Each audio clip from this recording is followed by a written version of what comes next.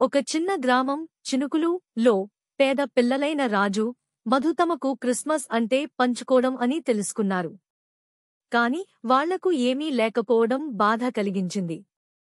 ఒకరోజు వాళ్ళు ఊరి పక్కన ఉన్న పాత చర్చి దగ్గరకు వెళ్లి వ్రేలాడే నక్షత్రాలను చూస్తూ, దేవుడా, మా గ్రామానికి ఆనందం తీసుకురా అని ప్రార్థించారు. అదే రాత్రి గ్రామంలో ఒక దివ్యమైన సంఘటన జరిగింది.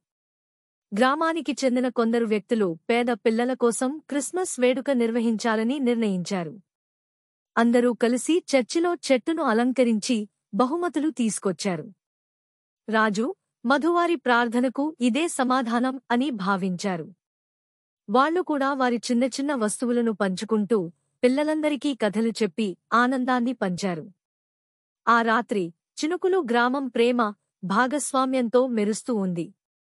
క్రిస్మస్ దీపాలు మాత్రమే కాకుండా మనసులు కూడా వెలుగుతో నిండిపోయాయి.